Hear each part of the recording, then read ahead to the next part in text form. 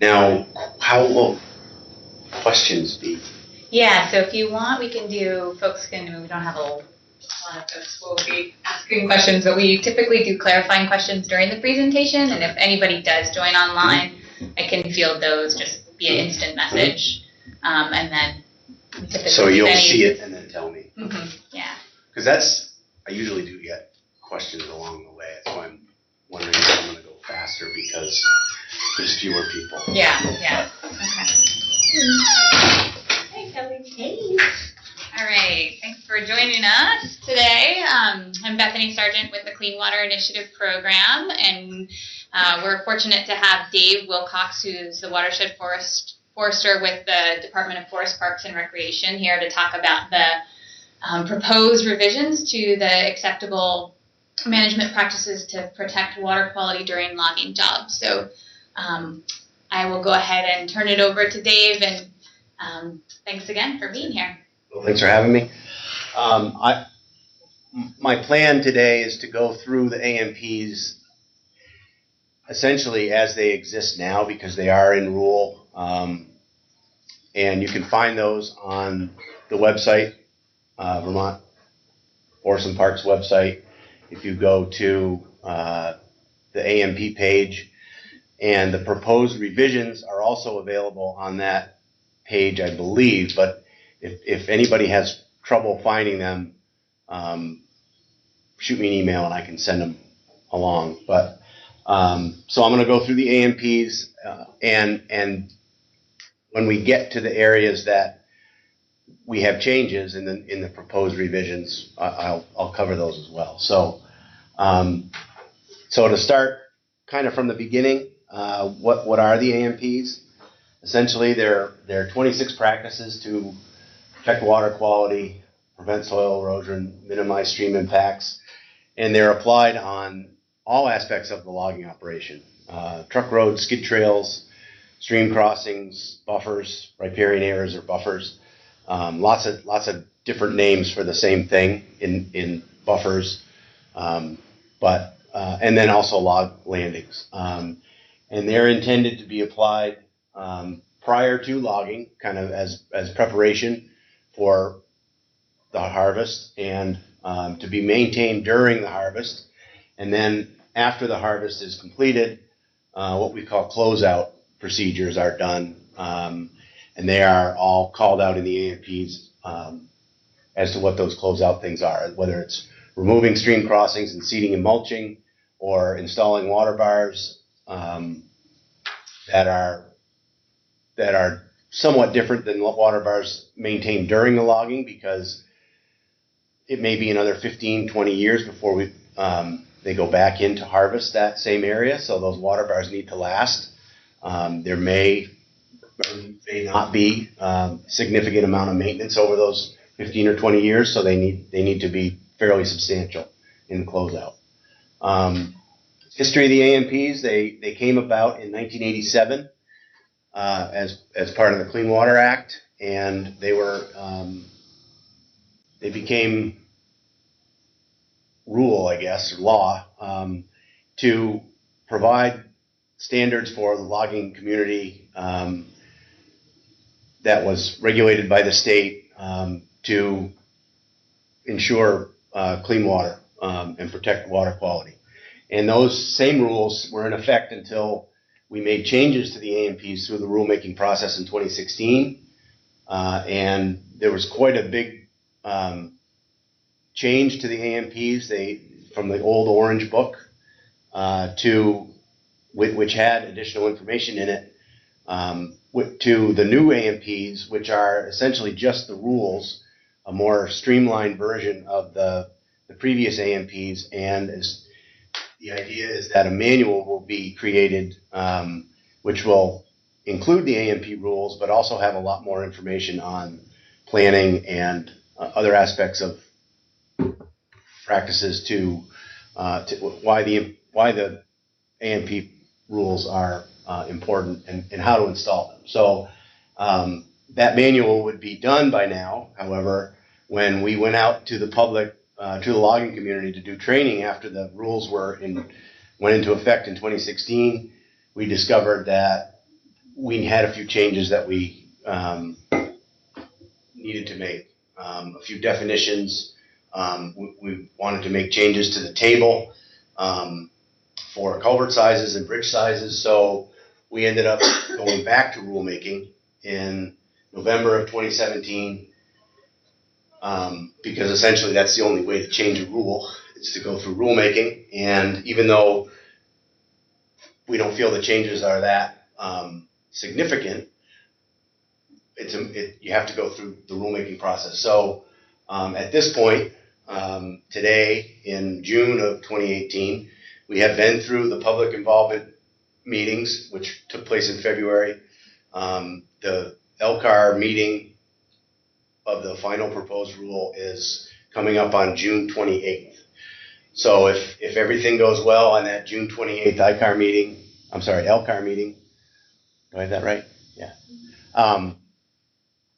We will have a new final rule that will go into effect soon, and we can put out our manual, the AMP manual, which will include the rules as well as that other additional information. And I'll talk a little bit more about that towards the end of the PowerPoint. So what constitutes, so getting started on the AMPs and the practices that make up the AMPs.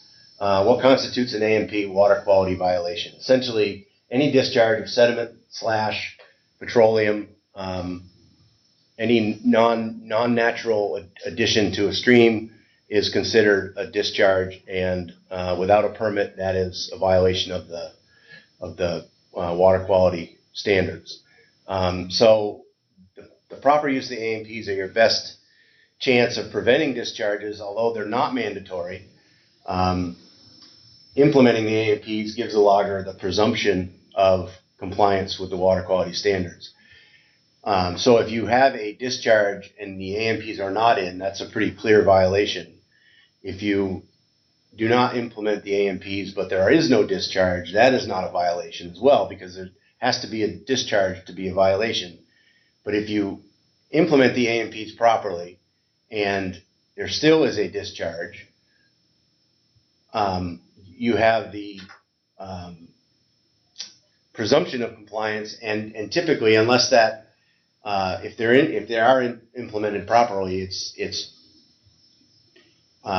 typically a large storm event or something else that causes an issue, and that's taken into account when we investigate, and the department has the enforcement discretion over issues like that. So the AMPs are your best bet, basically, of preventing a discharge and being looked upon as following the rules and complying with the water quality standards. So who's responsible for the AMPs? Loggers, as the doers, so to speak, are responsible while they're on the site. The landowner should ensure that the AMPs are correctly installed, because when the logger is gone or leaves without doing the AMPs, the landowner is going to be responsible for bringing the site into compliance with the AMPs. So a smart landowner will, in a contract, a timber sale contract, give the responsibility of the AMPs, or spell it out that the logger is responsible. And if they have a bond, or if they have some type of monetary holdback from the logger, they can ensure that work either gets done by the logger, or they have the funds to do what needs to be done. So ultimately, like I said, the landowners are responsible. And if a property is in UVA, the Use Value Appraisal Program, AMPs are mandatory for eligibility. So there can be there may not be a violation of the water quality standards being a discharge, but if there's if there are not enough water bars on a hill, or there's erosion due to rutting that may not get into a stream, but it may be soil movement, on a UVA parcel, that parcel is not is considered not eligible for UVA. So those things have to be fixed. Those water bars have to be put in, ruts smoothed, and that sort of thing for that parcel to maintain its eligibility to stay in the program. Question? Dave, do you have any idea as to like what proportion or what amount of like forested land that might be logged that are not in UVA out there? Do you guys have numbers on that, or? That's a tough question because we don't have a reporting requirement for harvesting. We can tell you what percentage of Vermont is in UVA, and it's up to, I want to say it's well over 1 million acres, maybe approaching 2, but I'm not 100% sure. Keith Thompson would know for sure. But as far as what percentage of harvesting occurs on UVA land versus non-UVA is a tough question to answer. We did a timber harvest assessment in 2012, and we surveyed landowners and loggers and foresters and all types of land managers about harvests that took place in 1 year from a certain date to a certain date. I think it was 2010 to 2011. And I want to say 70% of the properties were in UVA, 30% were not.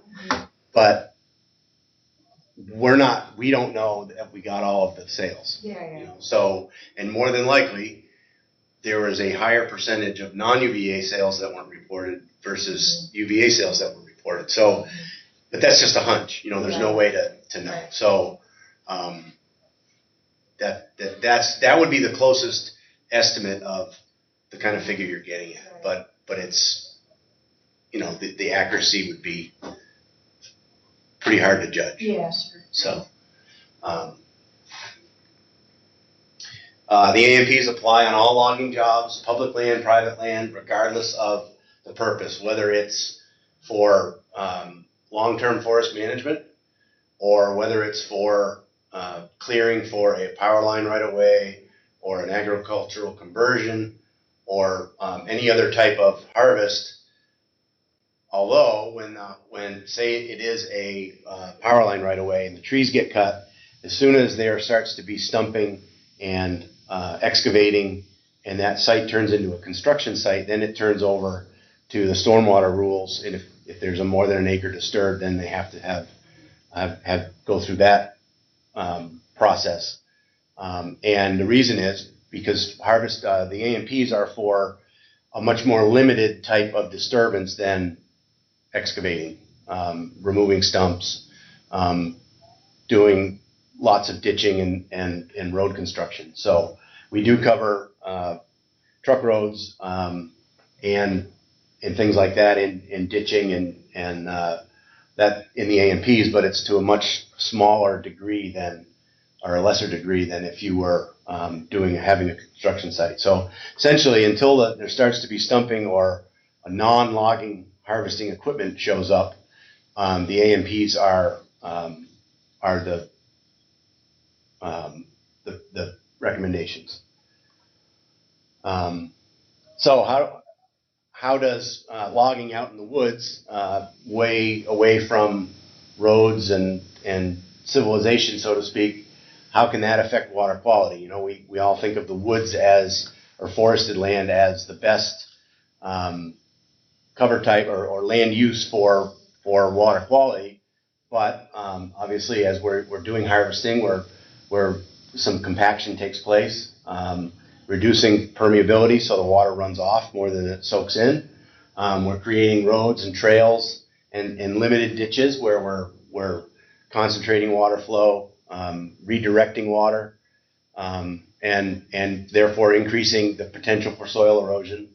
And we're crossing streams and therefore potentially disrupting flow where we could have a potential direct discharge because of our crossing structures.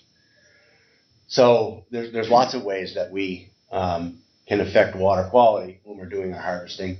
So the AMPs, you know, the four main ways that the AMPs prevent that sort of thing is minimizing soil movement by not allowing water to move very far as a concentrated flow. For example, water bars, broad-based dips, things that turn water, don't let it collect. Protecting stream bank vegetation by leaving buffers, not harvesting right up to the stream, leaving forest canopy, and maintaining natural stream flow, not plugging up streams or disturbing streams, putting in crossings that are suitable for normal stream flow, and then stabilizing soil within stream bank buffers where there's a risk of discharge. And throughout the AMP rules and therefore the manual, we have 5 general areas of practices. And the first, planning the operation, doesn't really have any AMPs, any of the 26 AMPs directly associated with it, but I like to think that planning itself is kind of like an overall practice in itself, where if you know what you need for structures, if you know what you have for soils, or how many landings you're going to have, that makes a big difference to how you approach a timber sale, and what kind of equipment you have, or what kind of material you need to gather up. And it makes the whole thing more successful in the end when you know ahead of time what you need to do. And unfortunately, that's not always known, or that's not always practiced by folks. They tend to get going before they think about what they need, and a lot of times in our reports of potential violations, I think that's one of the underlying reasons that people tend to get into trouble or find themselves having to fix sites or prevent discharges. So obviously, controlling water flow, being careful around streams, minimizing our impacts to streams, stabilizing soil, and then the fourth category, or the fifth category, kind of, because we have all these pieces of machinery that have gallons and gallons, dozens of gallons, or hundreds of gallons of petroleum products,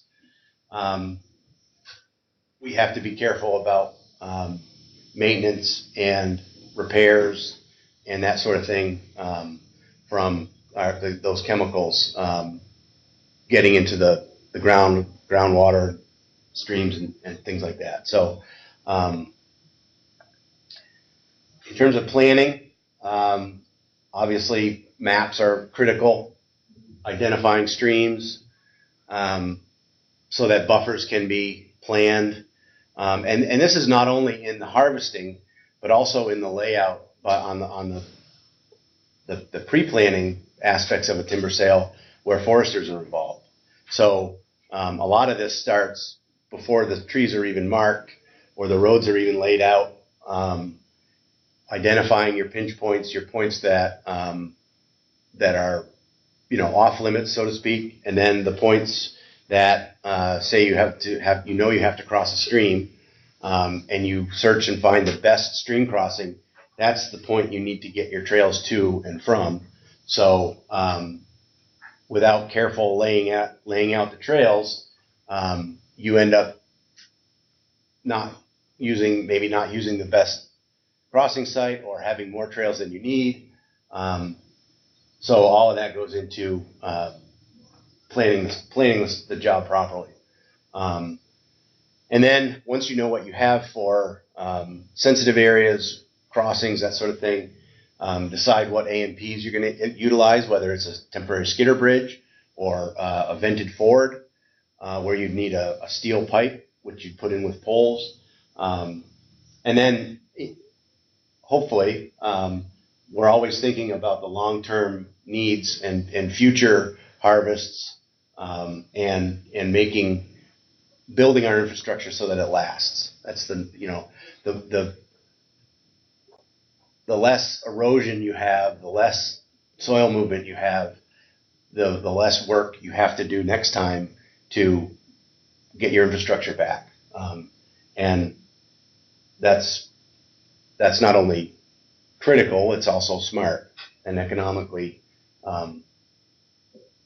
wise. So controlling water flow, once we've got our trails and our roads, even before we have them, we're laying them out. That's, reducing your stream crossings by proper layout, shortening your distances by proper layout, and utilizing the topography, which can help in water movement and concentrating flows, is an important aspect of planning and also controlling water flow. And the pictures here, we have a truck road on a pretty substantial hill, which, Vermont topography is pretty difficult. And after you've looked around and found the best route, sometimes that best route is a little bit steep, and you need to do small things or extra things to make it work. And in this case, we're bringing in some better road surface material, which will hold better and allow us to put in broad-based dips that don't get washed out, that maintain a crown better, so the water doesn't sit on the road and go down the road. It goes off to the side of the road, or if it does go down the road, it goes a very short distance before it's brought off into the roadside ditch or into the buffer. And also preventing rutting, which you can see in the bottom picture, is a practice that's done a lot of bringing the top wood, the branches and the brush back into the woods and using them in the skid trails to prevent the rutting or the machine sinking in the soil. And it's good for that sort of thing. It does make it a little problematic if it's a trail that you want to have accessible, where it has to be moved afterwards. But it does, for the purpose of the logging operation, does work very well. And this table, which is new in 2016 compared to the old AMPs, but not the biggest change probably is in we have two rows or two columns for during logging and after logging for closeout. So we have a different distance between water bars during logging because you're right there. You can maintain them if you realize that one needs to be bigger, or they're difficult to maintain during logging, but they're necessary. So we have fewer during logging, and then after logging for closeout for the 10 to 15, maybe even 20 years between the next timber sale. We have more water bars, and typically those water bars are larger, and they're put in typically with an excavator so that they can be shaped properly and drain, have enough of a run out so that the water doesn't stop and therefore fill in the water bar, and then eventually it will fail. So this is the distances between water bars are essentially the same, like I said, except for the during logging. We've reduced that number just a little bit, and that was part of our this timber harvest assessment that we did in 2012. We found that we looked at soil movement, and then we looked at the distance between water bars as to the compliance to the AMPs. And what we found was that there was a larger proportion than we thought we would find of trails that were not in compliance of the AMPs, meaning the water bars were farther apart than we would have called for.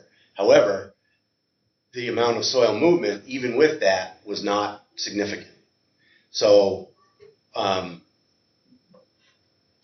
take that as, lucky, or the distance between water bars is more than it needs to be. And then we have one table for the whole state, and you have soils that are very different from one area to another.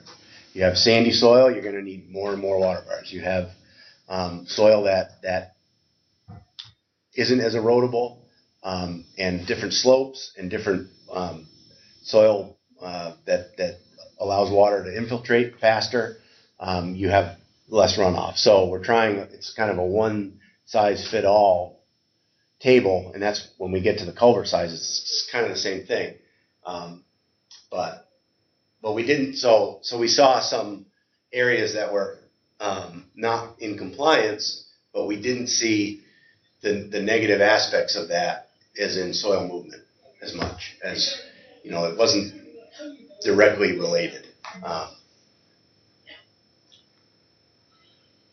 And one of the biggest things that I talk about when I give this presentation to loggers and foresters is water bars are important, and ditches and culverts and cross drain culverts and things are important, and the really important ones are the ones right before the crossing. So you have to divert that water into the buffer before it runs down the trail and gets to the crossing. So just careful where you terminate your drainage structures. And in the new AMPs in 2016, we didn't change this. It calls for the last water bar before the crossing, or the first water bar after the crossing, whichever way you're going, is called out to be 25 feet away from the stream bank. And that's to allow basically a 25-foot buffer between where that discharge is and where that water can drop its sediment before it gets into the stream. And it's the same with culverts. And where we have road work where you're going to put in a stream crossing and you have a ditch on the high side of the road, you actually have to put in two culverts, because one is a cross drain culvert and then one is the crossing itself. And that's, as a state lands forester, we've started to realize that was never the practice before, and we've been trying to implement that, and to not have giant ditches go right down the side of the road to where the stream crosses. So the issues were different way back in the 70s and 80s when a lot of roads were built. And essentially that disconnects your surface water from your streams. And the surface water is where on sites like this, where you have exposed soil, disturbed soil, that's where that sediment is going to be moving. And if you can disconnect your surface water from your streams, you're essentially preventing that discharge. And here's some examples of good, A&P practices. And a nice cross drain culvert. This is this doesn't work on the screen. This was an area where we had a truck road that just didn't have enough cross drain culverts, and the ditch was seeing soil movement, and are not associated with a stream, but we were having kind of this sediment fan at the bottom of the next culvert down. So we added a culvert, and it made a huge difference. And then there's a stream in the bottom of this picture on the right, and this water bar. Distances are always deceiving in pictures, but and then of course a seeded and mulched crossing where the crossing structure had been removed, the stream bank put back to the original shape. I think that was a pole crossing, so it was done in the winter. They filled it with poles, a little brush on top, and then when they were logging, you couldn't even tell there was a stream there or a crossing. Then when they were done, they pulled it out and seeded and mulched, and I think there's a water bar here. Right. Usually, it calls for 50 feet of seed and mulch. Usually that goes, that's new. It used to be 25 feet, and this was an older photo. So essentially, that seed and mulch stopped at that first water bar. But now it would go an extra 25 feet. One thing I don't have is a clock. 10:35. Okay. Or sorry, 11:35. 11:35. All right.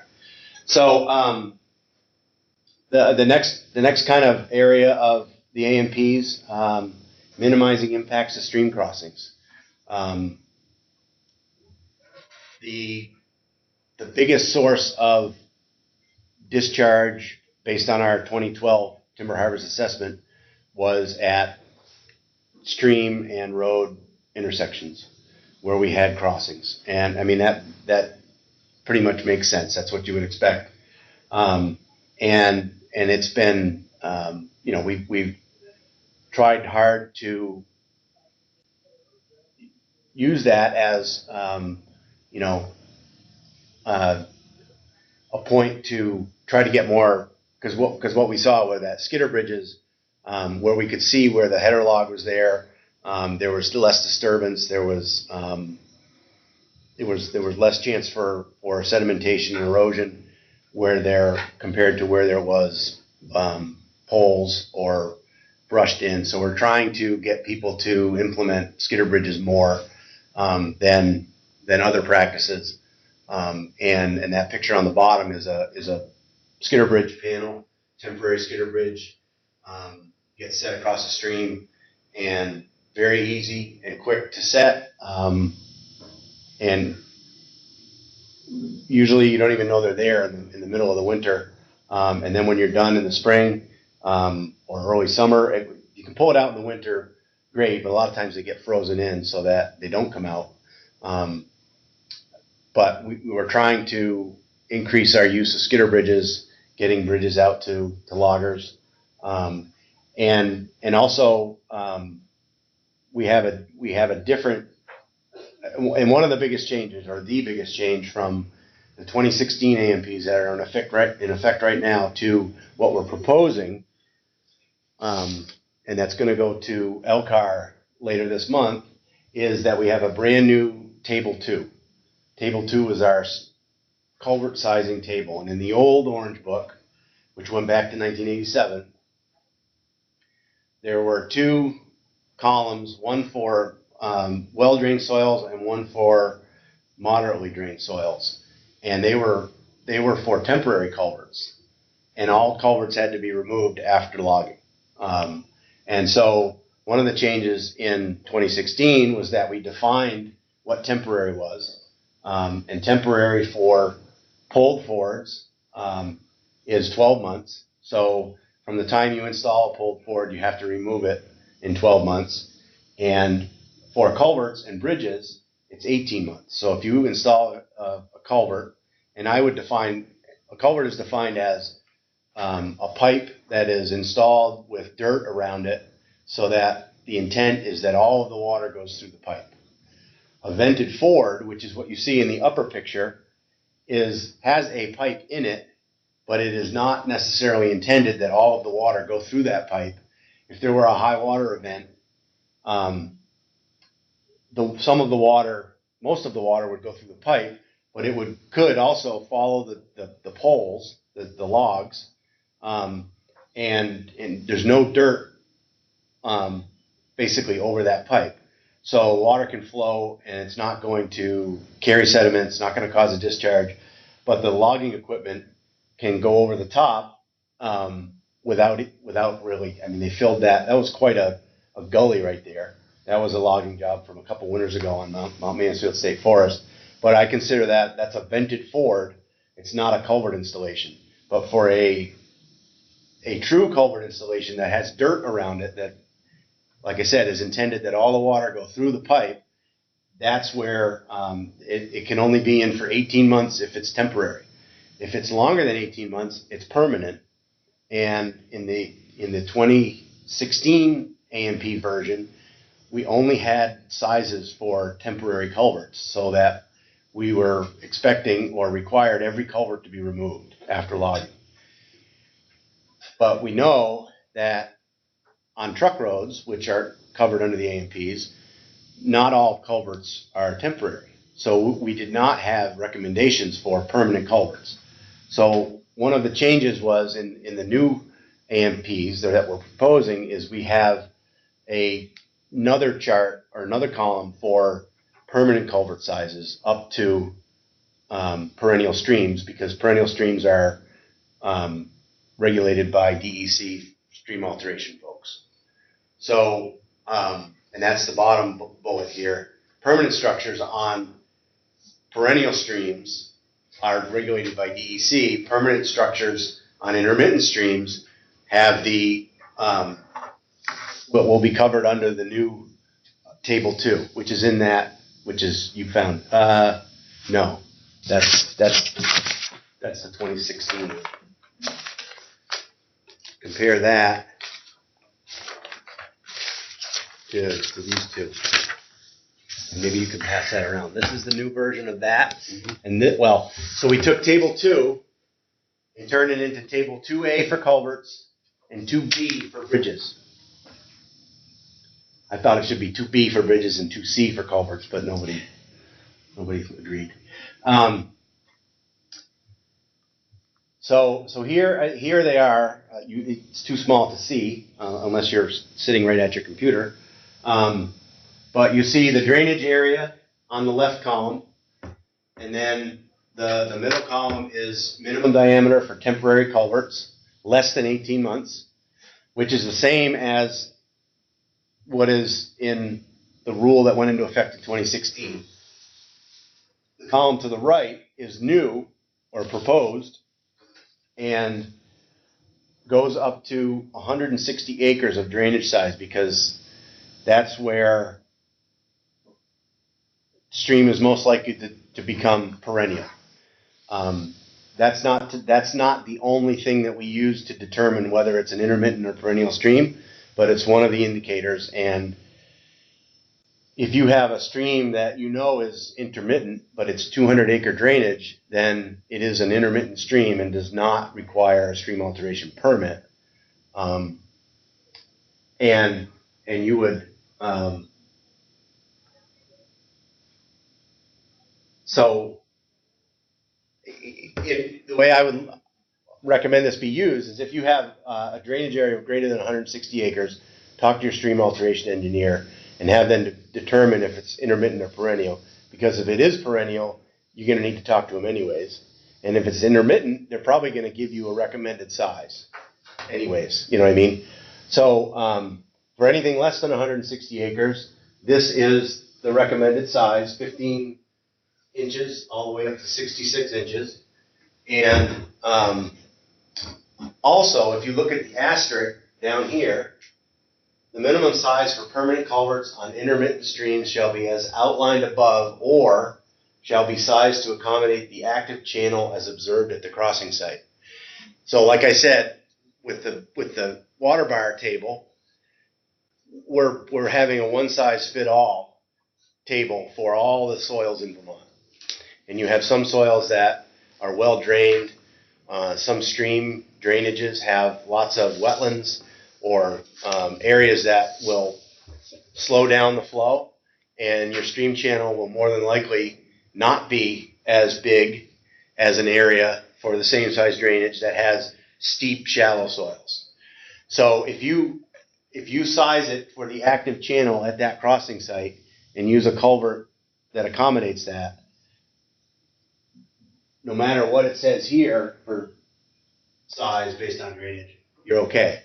And that you can also read that as if you're on a 80-acre drainage and this says a 48-inch pipe, but it's a really steep, shallow soil or type drainage, and it's a 54-inch wide active channel, you still only need the 48. So I don't know why anybody would want to do that, but you could. So so that's our way of customizing it, so to speak, to the drainage size. Because in our public comment, we had a lot of people say, "Oh, I know a 20-acre drainage in Addison that you could put through a 4-inch pipe," and I didn't believe them, but I said, well, then if you really have that small of a channel, then you can look at it and say, I only need an 18-inch pipe because of the active channel is only 18 inches, and that was a suitable answer. So that gives people the flexibility. Still, if the active channel has to be properly identified, and that's something that we're going to have to take out and do trainings on, so that folks can accurately identify that. And then for bridges, and also the old table did not go above 640 acres, a square mile. It just didn't have anything. And I don't know of anybody who would want to put in a temporary 72-inch culvert. But we do say for drainage areas greater than 640 acres, a temporary bridge is required. But I guess if somebody wanted to put in a 6-foot culvert, they could. But a temporary skidder bridge would be way less expensive and a lot easier to install. So here's so you see our acreages here are not in the same units. They're in acres, but they're not the same scale. This is anything less than 100 acres, 6 foot wide, 160 acres, 7 feet wide, and then when you get to a square mile, and then 2 square miles, 3, 4, 5 square miles. But you, with a regular 20-foot skidder bridge, you could easily span easily a square mile and up to 960 acres, which a lot of higher elevation headwater streams aren't even that big anyways, but we do have causes for bigger bridges, and we'll talk about those shortly. And then on the permanent side, basically up to 160 acres, it's 6 feet, 7 feet, which is an easy span for a bridge, really. And then the only difference is it has heights from the average stream elevation to the bottom of the low chord of the structure, which is basically the lowest part, whether it's the I-beam or the deck, however the bridge is designed. So that's the biggest change between the 2016 and this version that we're proposing is in this table. And we had to introduce a few new terms, so we have a few more definitions, and we changed we modified a few of the other definitions to bring them into so that they made a little bit more sense. Somehow we missed it in the first time. Plus, we also changed the beginning, the preamble to be more clear about the wetlands rules and the exemptions or the allowed uses. How are we doing on time? It's about 11:50. 11:50, okay. All right. I will go fast. So stream crossing locations, other than, what the structure is itself, we want to put them in the right locations. We want, in the best situation, where the stream is narrow, where it's well defined, meaning hard upland on either side, so that it's not wet or soft, and therefore stable banks, and approaches that are 10% or less, so that we don't have water coming down the trails or the roads to the stream. Buffers, we have the same table for buffer width, and it's based on slope from the top of the bank perpendicular to the stream, starting at 50 feet. And the harvesting is allowed in the buffer, but only down to 60% crown closure. So you have to maintain 60% crown closure. And just like the previous AMPs, no logging equipment within 25 feet of the stream from the top of the bank. And that's to prevent rutting and an area where it's, so close to the stream that a direct discharge would be very likely. And existing roads, trails, or landings located within a buffer can be used if they're stable and the AMPs are in place and erosion and discharge is unlikely. And this is a change to the AMPs because, Vermont is a relatively steep topography. A lot of our roads are in the valleys and therefore close to streams. And it isn't always possible to build your road system away from the streams outside of the buffer. So we know that we have infrastructure that is the only place, so to speak, for a trail or a road. And to not to make it clear that we understand that to use those roads, you have to be, the APs have to be in, and erosion and discharge is unlikely. So if you have an unstable road that's in the buffer, you can't use it unless it's stabilized and maintained and stays that way. And new roads and skid trails shall not be located in the buffer unless there's no feasible alternative. And then once they're built, they have to be stabilized and maintain or prevent discharges and maintain drainage. So, and then soil stabilization, getting down on our list of practices, seed and mulch within 50 feet of streams, any exposed soil. If you have a brush mat in a trail, that is not exposed soil. It does not need to be seeded and mulched because it essentially is stable. And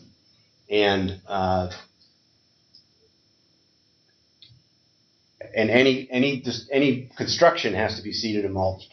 And then at closeout, any stream like this, the picture on the right, stream crossing structure that's removed, reshape the channel, pull everything back from the top of the bank, install your water bars at 25 feet, and seed and mulch 50 feet from the stream on either side. And landings have to be maintained during logging so that they don't prevent don't allow a discharge, and then stabilized and drainage structures correctly installed to prevent sediment from entering streams and other waters. And I think I will slide up about a landings after this, but the last on our list were chemical pollutants. Petroleum products can be stored only outside forest buffers and removed immediately after completion of logging. I have seen where careless practices, people leave a jug of oil away from the job trail or something, and actually saw one where it got run over because it had snowed and they didn't see it, and we had a spill because of just carelessness, really. And the best thing is to do all your maintenance in one location, collect all your oils, remove them immediately, and also have spill kits available. And all this information will be in the manual, so folks know who to call when there is a spill. Any spill over 2 gallons in Vermont has to be reported. And we're recommending spill kits be in equipment that travel off the landing, and then in a larger, say a 30-gallon containment kit, be kept on the landing. Because some of the stroke delimbers or slashers, they'll have 100 gallons reservoir of hydraulic fluid on them. And when a big hose return line breaks, there can be a lot of oil. They don't drain out 100%, but you can have 10 or 15 gallons pretty quickly before everything gets shut down. And whenever I get in front of loggers and foresters, I show this slide. Picture on the right, if you had 10 people drive by, 9 of them at least are going to remember that. And if you have the picture on the bottom and 10 people drive by, maybe 1 will remember it. So people you know, public image is important, and not to say, and we should do good work and be proud of what we do, and advertise good work and responsible practices. So, how are we doing on time? Yeah, 11:55. 11:55. So, do we have anybody online? We have one. Walter? Nope. Walter, what Yeah, I don't see Walter. Bryn Oakley, who's with DEC. Okay. I have some information on. I guess I'm not done. So, we've talked about the A&P manual. So the new manual will be a little bit bigger than the old one. I think it's 6 by 9.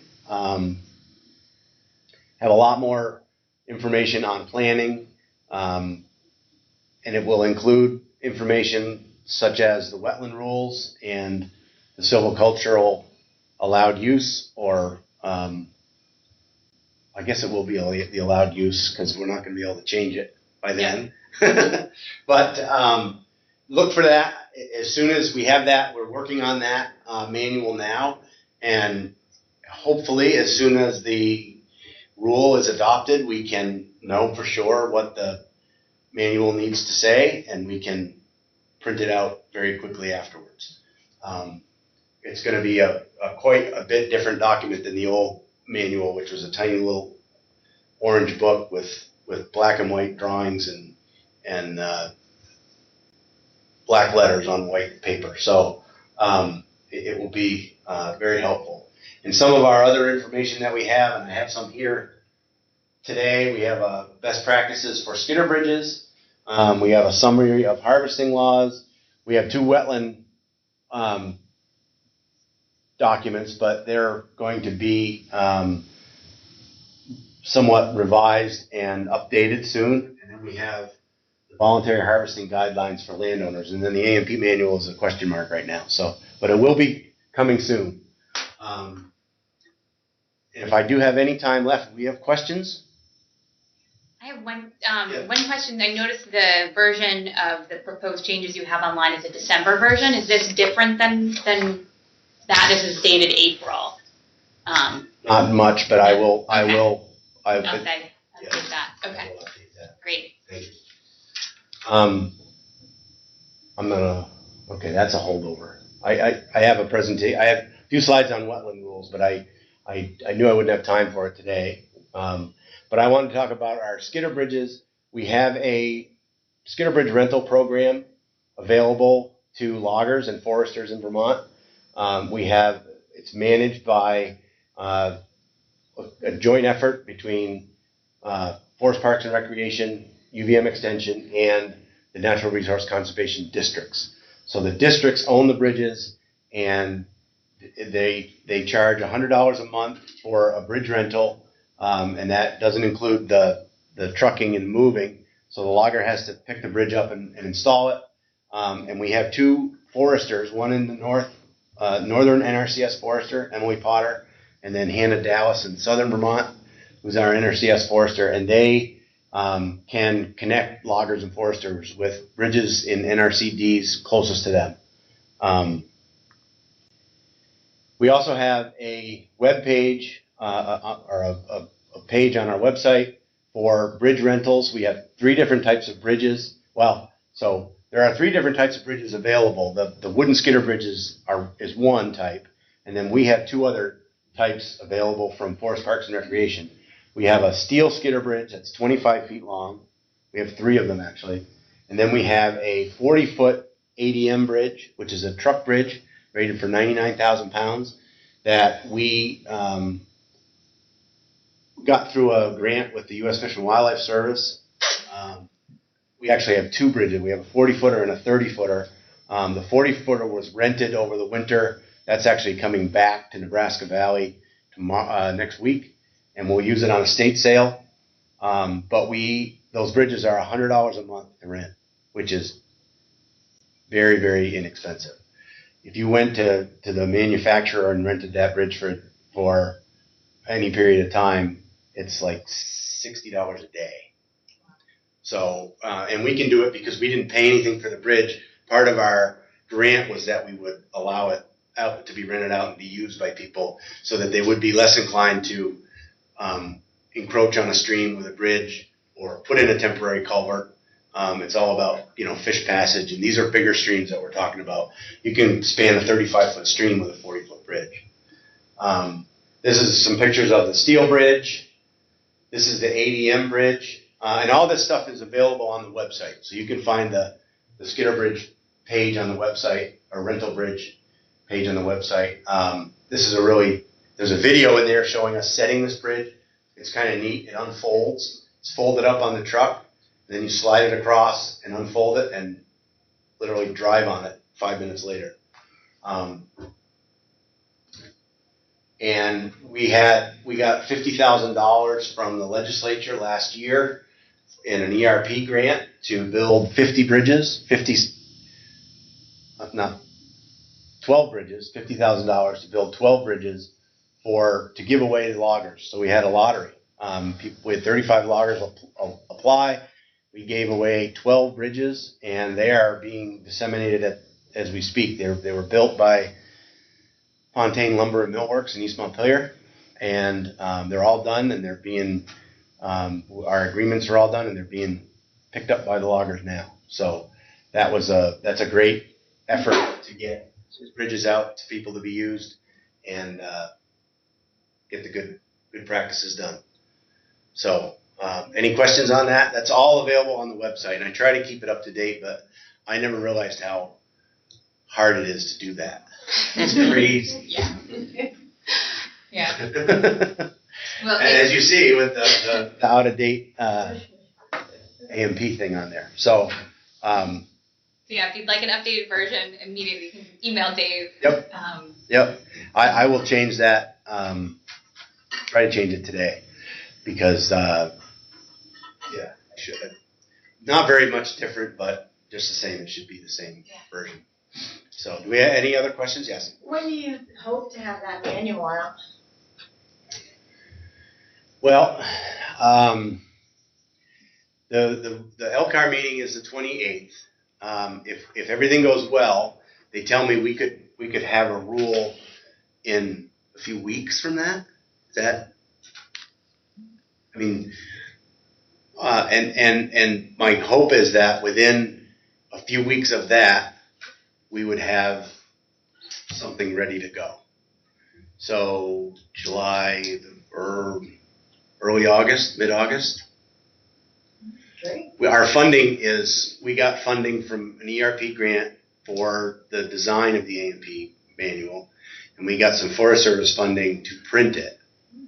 So, and both of these things are like coming due in August and September.